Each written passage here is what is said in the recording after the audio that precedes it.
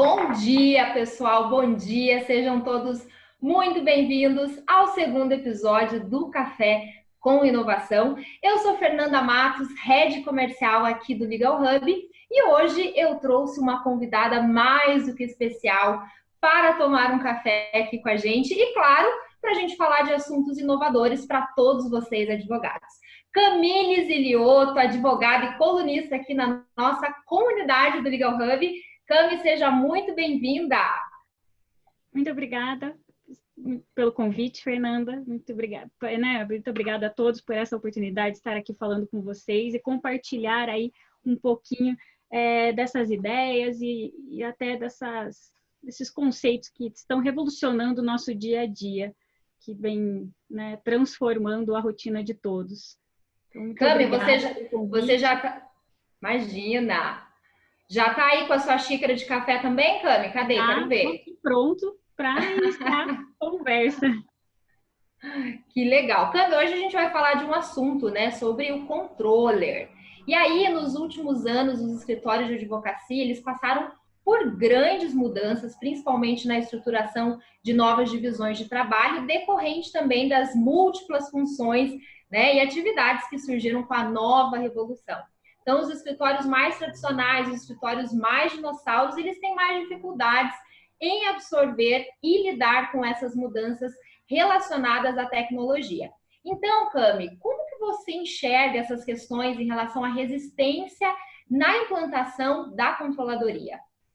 A resistência hoje da gente implantar a controladoria, ela vem, claro, da falta de conhecimento do que é a controladoria jurídica e da gente ter aquela visão tradicional dos antigos escritórios, Porque a grande maioria ali que está envolvido no tradicionalismo do direito, eles vêm de todo aquele conceito da gente estudar o processo através do processo físico, de ter um contato direto com o cartório.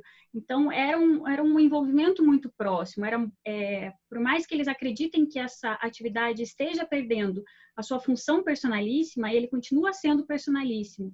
Então, eles tinham um contato muito próximo, então era muito delicado cada contato, Cada ato era muito restrito, Então, eu tinha uma visão de um advogado que fazia todas as suas funções, Desde secretário até a função estrita, jurídica ali, que é exclusiva dele. Então, ele passava por todos esses procedimentos e hoje a gente consegue ali, através de todas essas revoluções, chegando aí até a Revolução 4.0, que é o que a gente tanto trata hoje, que está aí sendo abalada nos últimos dias, com muita intensidade, a gente consegue verificar justamente isso, que através dessas mudanças a gente consegue setorizar cada ação, para que ele não fique ali restrito a todas as atividades, e conturbado no seu dia a dia. Então, acredito que é um pouco mais a resistência mais na falta de conhecimento, Nesse querer saber o que é cada, lidar como do escritório como um negócio próprio, Uma atividade mais voltada para o estilo empresarial, Que a gente tem essa grande resistência de dizer, o escritório não é um modelo, de negócios, mas na verdade ele tem todas as suas divisões ali voltadas para um modelo de negócio, um modelo empresarial. Então, a gente acaba dividindo elas em setores. Perfeito, perfeito, Cami. Cami, conta então um pouquinho para a gente qual é, de fato, a importância do controller. A importância dele é imprescindível hoje para a implantação. Então, se a gente não tiver uma escolha bem definida e não acertar na escolha dessa pessoa, do responsável ali por gerenciar esse setor, provavelmente esse setor ele tenha dificuldade de seguir adiante. Então, eu vou ter dificuldades na implantação, vou ter dificuldade na própria gestão dele como um todo. Porque isso é até relacionado às outras questões que envolvem o perfil, característica do controller em si. Então, quando a gente fala na escolha dele, o porquê da importância, é justamente isso, para que a gente tenha o segmento, para que ela tenha ali, possa fluir de um modo contínuo, sem nenhuma barreira, sem nenhuma restrição. Porque quando a gente fala de setores, a controladoria jurídica ela está ao lado dos demais setores, Então, se a gente separar um escritório, digamos, por áreas, ele vai ter ali a área civil, o tributário, Então, eles sempre estão alinhados às coordenações e a controladoria ao lado desses demais setores, né? Tendo contato diretamente com os sócios. Então, eu sou uma ponte direta para levar as informações, né? Para transformar aqueles dados que o escritório todo está produzindo em informações para que elas sejam analisadas de um modo mais concreto, né? Transformando isso, né, numa decisão precisa dos sócios num momento emergencial, né? Então, digamos, a gente falando hoje do que acontece, do que o Covid transformou aí as rotinas do escritório. Então, né, mudar todo o meu estilo de organização, transformando ele para o home office, se eu não tenho ali à frente alguém que possa me auxiliar nessa decisão, como eu vou transformar tudo isso, eu acabo sendo prejudicado ali nas tomadas de decisões, né? E prorrogando, talvez, né, essa decisão ou errando na decisão por falta dessas informações mais precisas e pontuais, né? Perfeito. E existe, assim, um perfil para o controle? Qual seria, na verdade, assim, as características, né, do perfil? Existe sim. O que a gente defende é que o controller, ele no mínimo, né, tem que ser um advogado, tem que ter OAB, né, tem que ter esse conhecimento do conteúdo jurídico, né, para que ele possa poder distinguir quais são as atividades ali, fazer análise daqueles dados que ele está produzindo.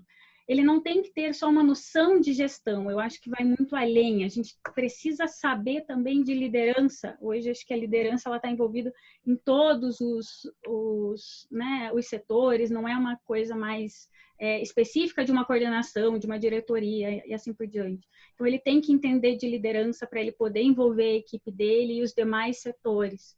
Ele tem que ter muita proatividade, ele tem que ter uma noção de organização, ele tem que ter uma visão sistêmica de tudo, ele tem que conhecer principalmente dos softwares, não só do dele, mas dos outros que estão dentro do mercado, né? Vendo qual a peculiaridade que o dele tem, o que não tem, qual que é a nova tecnologia que tá rodando por aí, o que pode agregar às atividades do escritório. Porque se ele não tiver essa noção de como funciona o próprio sistema dele, ele não vai saber o que contratar, o que sugerir né, para agregar, para trazer para o escritório. Então, eu não sei como funciona, não tenho como indicar, e também não vou saber delegar as atividades. Então, é imprescindível que ele conheça de tudo, né? Eu digo que ele precisa saber de cabo a rabo o que acontece dentro do software para poder transmitir essas informações, né? Poder ensinar a equipe dele, poder ensinar a equipe jurídica. Porque eu sempre oriento, né? Quando eu estou dando consultoria, assim por diante, eu sempre oriento. No momento que você não souber, que você não sabe, né? Não sei, não sei o quê. Não é feio hoje a gente admitir que não sabe a função, que não sabe como que funciona, né? Diz, não, eu não sei, é uma mudança nova, o sistema atualizou, eu não verifiquei ainda, mas eu estou em fase de conhecimento, estou avaliando, vou procurar me informar e passo essas instruções para vocês, né? Sempre transmitir isso para transmitir a segurança a eles, né? Senão você acaba desestabilizando os demais setores. O que a gente não quer é desestabilizar todos os setores. Então, ele precisa ter esse conhecimento aí avançado de tudo, né? E sempre ser organizado e tudo mais. Eu digo que ele tem que ser organizado, tem que ser um pouco metódico, mas não metódico ao extremo, porque o metódico ao extremo também ele pode engessar a estrutura. Eu até brinco com o pessoal e digo assim, olha, não é ter preconceito contra nós mulheres, mas nós às vezes somos muito metódicas, a gente acaba criando um procedimento atrás do outro, e quando a gente analisa a visão, né, a estrutura como um todo, a gente passa a se deparar que o processo está engessado, e daí tem que reestruturar tudo. E a ideia da controladoria é que ela funcione, né, eu sempre exemplifico, como se fosse um músculo mesmo. Então, se eu tenho uma equipe pequenininha de 3 pessoas, ela vai estar funcionando. E à medida que eu vou crescendo, 5, 10, 15, 20, ela vai permanecer em funcionamento ali, né? Ela não vai parar. Claro que eu tenho que fazer um ajuste ou outro dentro de alguns procedimentos, mas ele não trava, tanto no aumento quanto na redução. Então, se eu tiver essa visão sistêmica como controller, eu consigo ajustar ali para que a minha estrutura não fique engessada durante a sua remodelagem, a sua transformação e modelação ali como um todo. Perfeito, nossa, muito interessante, viu? Falou realmente em detalhes aí, o perfil, características, e assim, como a gente no Legal Hub a gente fala muito da importância, né, do desenvolvimento de habilidades, a gente nota que para ser um controller você realmente precisa ter essa junção de habilidades, realmente muito importante. E aí eu queria entrar com você num ponto, o porquê essa será uma das profissões mais necessárias, com mais expectativas, Cami? Ela vem crescendo e muito nos últimos anos, né? Tanto que agora, no início de 2020, ela foi avaliada como uma das profissões mais procuradas, né? Entre né, dos avaliados, assim, dessas modificações, né? Porque a gente, diante dessas movimentações e transformações que a tecnologia tem trazido, eles falam que até 2025 a gente vai ter mais de 50% das profissões modificadas. E a função de controller é uma das mais requisitadas hoje, porque quando a gente fala, né, de uma organização, de uma modificação no modelo organizacional do escritório, a função de controller, ela entra no modelo piramidal, né, que a gente fala que o modelo piramidal, no topo a gente tem a função estratégica, na função intermediária a gente entra ali na função gerencial e na base a função operacional. Então, como o controller ele está no topo da pirâmide, entre a função estratégica, ele é o que pensa, é o que vai estar analisando, né, destinando ali o que precisa ser feito.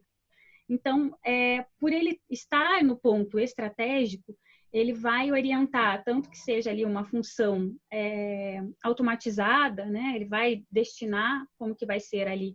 Porque o operacional, eu entendo que o operacional é a base que a gente vai perder mais rápido, né? A mão de obra que a gente perde aí com mais facilidade, consegue substituir e readequar elas para a função gerencial, num primeiro momento.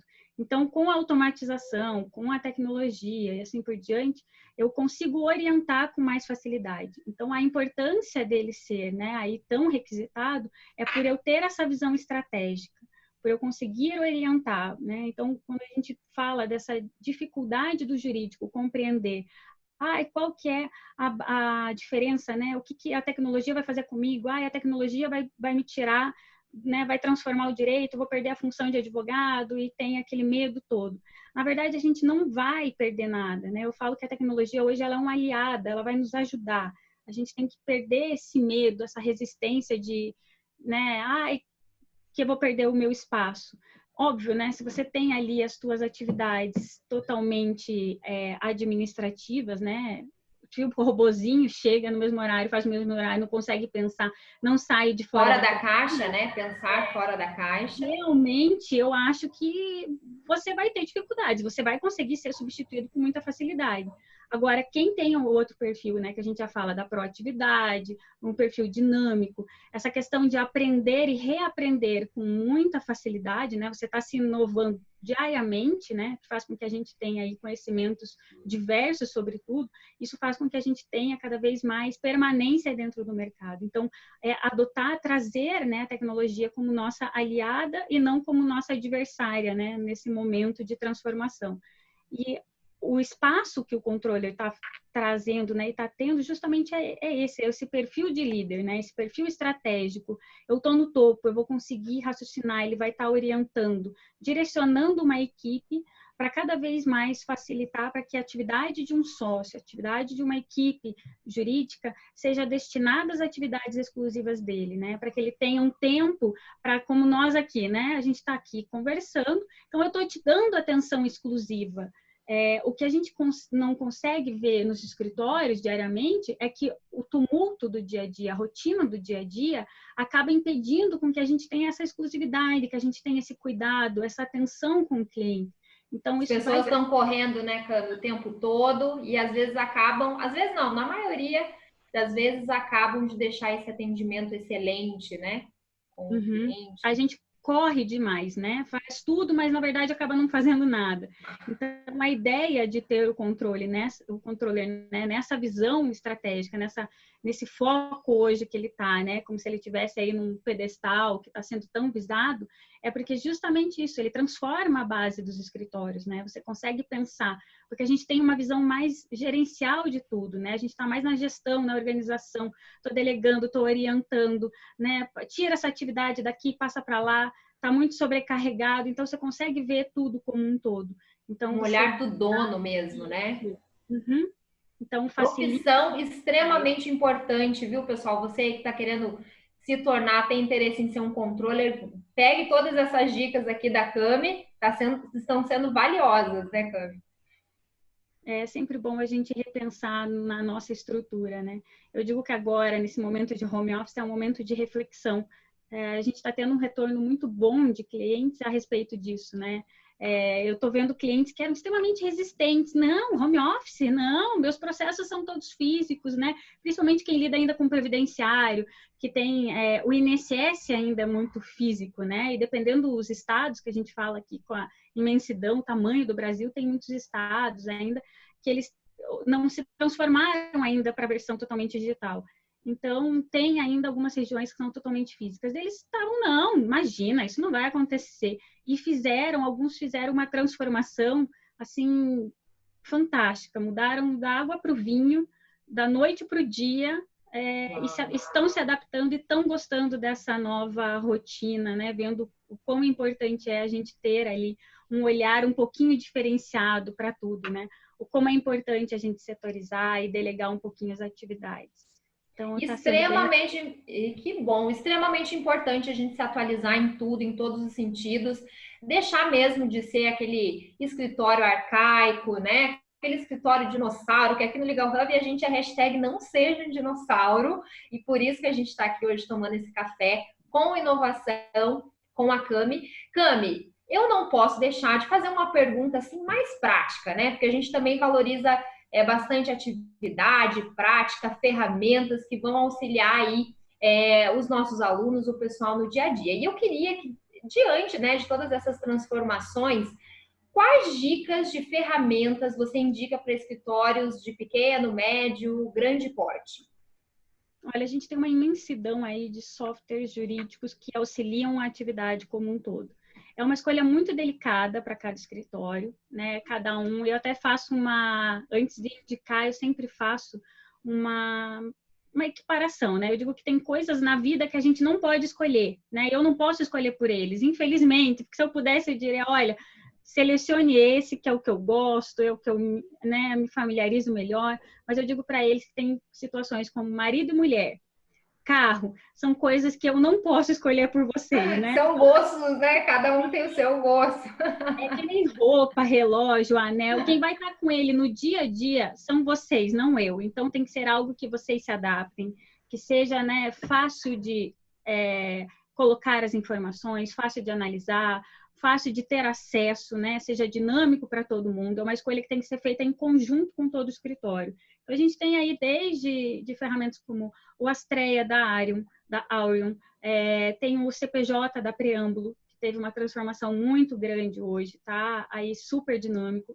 O EasyJur, né? Se a gente falar do Paraná aqui, assim por diante, eu acho que nem o Paraná, acho que ele pegou todo o Brasil. Acho que ele fez uma parceria com, não tem a informação certa. Mas eu sei que com o Paraná, a EasyJur tem parceria com a OAB, então escritórios, por exemplo, de pequeno porte, eles têm um limite de gratuidade, então tem um acesso livre, né? Qual outro que a gente tem? Tem o Astreia, tem o CPJ, o EasyJur, tem o Temis, que é interessante também, ele é junto do Astreia, faz uma adaptação ali para um escritório um pouquinho maior, né? Tem o Legal One, que é o queridinho aí da grande maioria, né? Ele briga aí junto com o CPJ nessa disputa de acessos aí. Então, mas eu colocaria, se a gente for definir entre critérios de pequeno porte a grande porte, o Astreia e o EasyJur, eu colocaria ele de pequeno porte, né? Pequeno a médio porte, ainda eu consigo adaptar. E para grande porte, eu colocaria o CPJ, o Legal One. E tem também o de pequeno porte, deixa eu confirmar o nome, o Legal Manager, né, que ele também traz essa visão aí de software para, né, tem esses dashboards. Na verdade, o Legal Manager, ele não traz muito dashboard, ele é mais iterativo na integração de outras ferramentas para o advogado. Então, a grande maioria desses softwares hoje, ele traz uma visualização de dashboards para a gente, Mas é claro, os dashboards só vão funcionar se as informações estiverem adequadas ali, se nós fizermos o lançamento desses dados para gerar essas informações. Se não tiver dado nenhum, não vai ter dashboard, não vai ter nada. Então, assim, é para que seja dinâmico, para que a gente tenha uma visualização de um todo, de uma forma bem prática. Mas tem aí imensos softwares, tem alguns que são mais regionais, outros que são aí como o CPJ. Vale cada um aí anotar essas dicas, né, Cami? E lá, dar um Google, pesquisar sobre, fica a dica aí para vocês. Cami, sensacional a sua participação. Quero muito agradecer, porque você tem sempre contribuído muito com a gente. E eu tenho certeza que esse assunto ajudou muito, contribuiu muito a todos vocês que vieram tomar esse café aqui com a gente. Viu, Cami? Muito obrigada. Obrigada a vocês pelo convite. É um prazer, é meu de poder contribuir sempre com vocês, de estar trazendo, né, essas ideias, essas transformações, né? Para mim é sempre muito bom ficar falando sobre isso. Eu fico o dia inteiro falando e não me canso nunca de falar sobre isso. É a minha paixão e eu espero cada vez mais poder levar um pouquinho do conhecimento, poder contribuir aí com todos, porque eu acredito, eu digo isso muito para todos, né? A gente tem que perder um pouquinho da arrogância que a gente tem de que, não, eu não vou transmitir, é porque eu alcancei o sucesso, alcancei, seja lá o que, a visão de cada um, né? Eu alcancei um espaço, um lugar aí que eu tanto almejava, eu não vou compartilhar as minhas experiências, as minhas técnicas. E não é assim, né? Eu acho que a gente tem que compartilhar, cada um ajuda e trazer o outro, né, para o nosso lado, para que ele possa também encontrar. Porque eu sempre faço a seguinte comparação: é igual o bolo de sogra, né? A sogra passa lá a receita para a gente e a gente nunca consegue fazer igual. Faz idêntico, o meu fica abatumado e o dela fica fofinho, molhadinho. Então, assim, não é a receita. Envolve muito a pessoa, o jeito com que ela traz as informações, o carisma, né? O cuidado que ela tem com cada um. Então, assim, a receita e outra. A maioria também está em livros, está em não sei o quê. Então, perder um pouquinho dessa arrogância de compartilhar conhecimento, eu acho que é um grande passo para que a gente possa aí crescer nesse mundo, né? Até porque a gente está rodeado hoje de informações, né? Então, é extremamente importante, eu acho que é um gesto muito nobre a gente, e deve se orgulhar, né, de poder estar contribuindo, saber que você está podendo compartilhar um pouco da sua experiência, ajudando outras pessoas com isso. Eu acho que isso passa de exercer uma atividade e passa a ser até um propósito de vida, né? Então, dá para ver que você é apaixonada por esse assunto, você fala com muita paixão, entusiasmo, otimismo. Eu acho que isso faz toda a diferença, por isso que você também sempre está com a gente aqui, né? A gente escolhe a dedo as pessoas que estão com a gente, profissionais sempre de muita excelência. E agradeço mais uma vez. Pessoal, espero que vocês tenham aproveitado, porque eu aprendi muito aqui com a Cami. Não esqueçam, então, de se inscrever no nosso canal e acompanhar as nossas redes sociais. Café com Inovação espera você na próxima quinta-feira. Até lá! Até, tchau!